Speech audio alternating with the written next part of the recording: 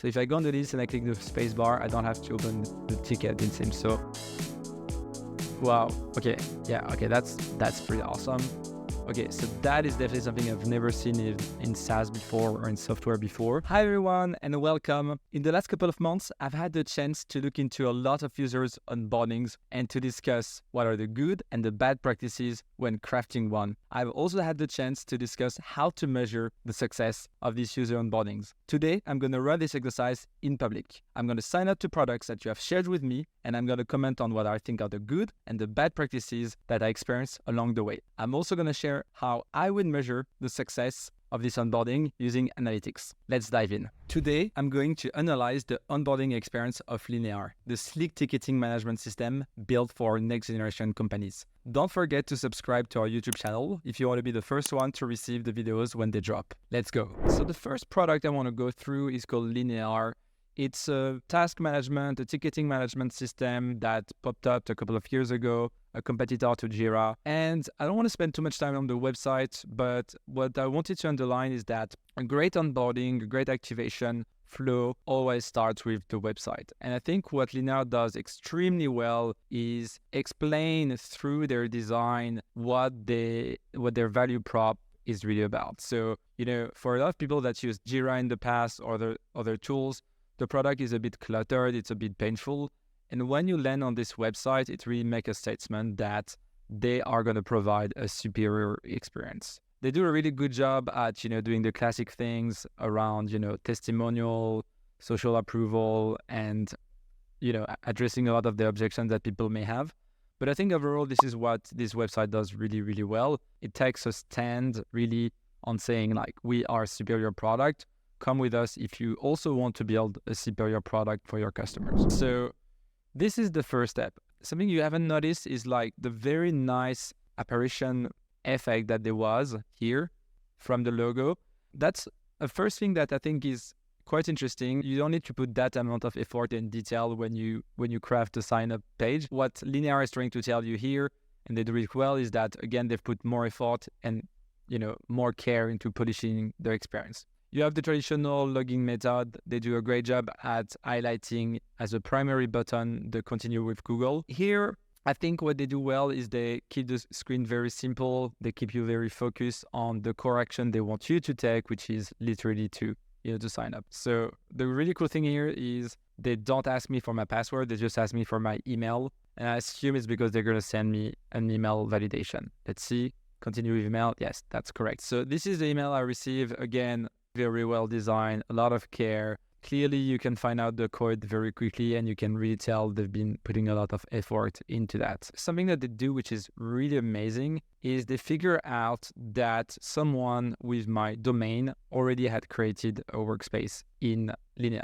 So what they're suggesting me is to join this workspace. What I assume they did is on the other side in the settings, they made sure that this was a feature enabled because you don't want someone to just join your workspace. The reason why this is really powerful is because activation or making sure that an account is going to become active or activated often ties to the number of people that are within the account. In B2B SaaS, there's a direct correlation between the number of people in the workspace using a product together and the likeliness of the activation. So here, what they're trying to do is they're trying to push me to collaborate with people so that I don't end up in a workspace which is empty and for which I have to reset up basically everything. So really well played. There could be a couple of more explanations about going to create a new workspace so we can experience together the more traditional flow.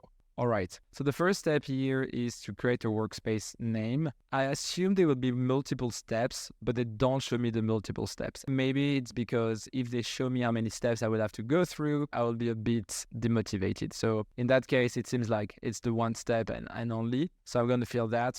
Workspace name. I think it's really, really cool to show you that the name you're giving will actually become your own workspace. And I think here what they're doing is they're leveraging a psychological effect around personalization. When we tend to personalize things as human, we tend to put more attachment to them. So that's, why when you build something like an IKEA furniture, you attach a lot of emotion. That's why, you want to customize your phone with like a specific shield of a color you like and things like that. Here you see the two common questions that you see now in B2B SaaS onboardings, the company size and the role in the company. This usually is used for either qualification. So they're going to pass this information to the success team or the sales team. And the last one around the role is usually to funnel a little bit more the experience in the product. So they might customize some of these things. So here there is only 3 fields I need to pick. It's smart for them to ask them that upfront because I'm very motivated. I just started to sign up. Very nice one. So I'm going to create that workspace and move to the next step, setting up the workspace. Oof, that was smooth. Again,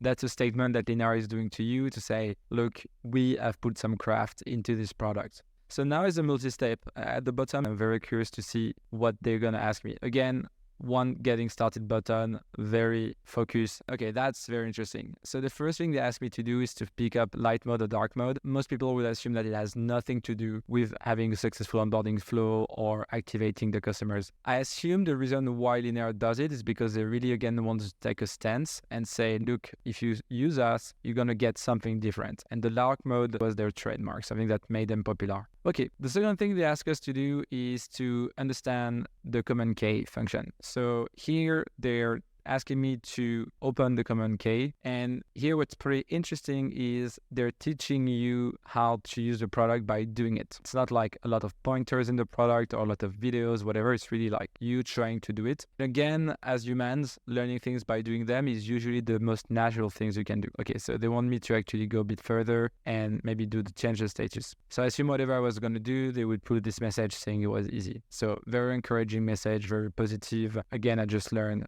a main way of using this product at the step 2 of the onboarding. Okay, now they want me to connect GitHub. Interesting. So I think what Linear knows at this point is that most companies are using GitHub. They haven't asked me if I'm using GitHub and so on. They just assume it's the default because it's the leading Git tool in the world. And they do a good job at explaining the value prop. I could start from just the ticketing system, but they know that if I embed their tool with my existing stack, I have a lot more chances to stick around. So here it's very minimalistic. They don't show me much about what the integration will do, but they do a good job to at least explain the basics. So again, very minimalistic approach. So I'm going to skip that step for now, and I'm going to say I'm going to do that later. Okay, another very classic step that you see in B2B SaaS onboardings is invite your coworkers. So this one, I've had a good conversation with SaaS founders who told me that they easily see an uplift of invite of 20, 30 to 40% by having it in the onboarding flow. So it's very counterintuitive, but even though you haven't delivered value for the users in the early steps, this is where the people are the most motivated. So this is where usually you have the higher chances to get people to invite each other to the product. I think in B2C, it's slightly different. I think you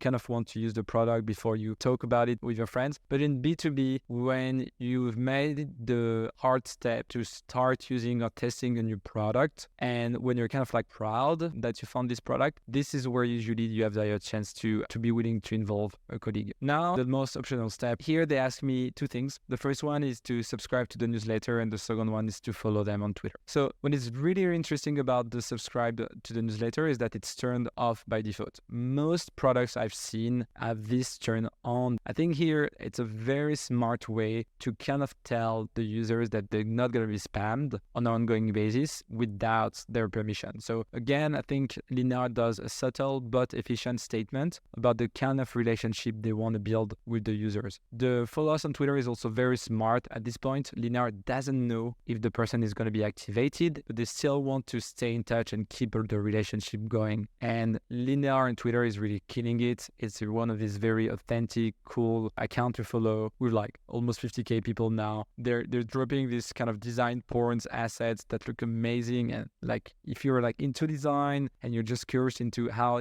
great modern companies communicate, usually following Linear is just a really, really good place to be in. So great job on them to promote the Twitter account in the onboarding flow. It is not very common, but it's very sweet, I think. Okay, so now the last step. It's just like an encouraging message telling me that I'm good to go. And to kind of remember me to do the things I haven't done. Okay, so let's open it now. Right, okay, boom, very, very nice. Okay, so I just landing the product and you can tell like there was like a zoom out effect, which was very, very smooth. Again, one of the statements that they're making. Now they don't want me to be lost. So they have this pop-up message here that actually will start to teach me the product. So often case you see the product loading and a few pointers that you can dismiss. Linear seems they don't want to have that. And so they're putting this model, which is something you need to dismiss if you want to continue. So active user issues represents the work that is in progress, so the things you're working on. You can move issues out of the backlog when you think there should be worked on. And here my eyes goes right away on the left, and I can see that backlog is just beneath active. So I'm clicking, now I have this list. This list is very intuitive. It looks like a to-do list. And I think what they're doing now, which is extremely smart, is they're trying to teach me the product within the context of their own product. Right away, what I understand is that I will be able to create tasks with titles, markdown, embed videos, and I will be able to edit the status. Here, Linear doesn't teach me again what is a ticketing system. They assume I'm already aware of that, but they're really trying to push me into the next things, right?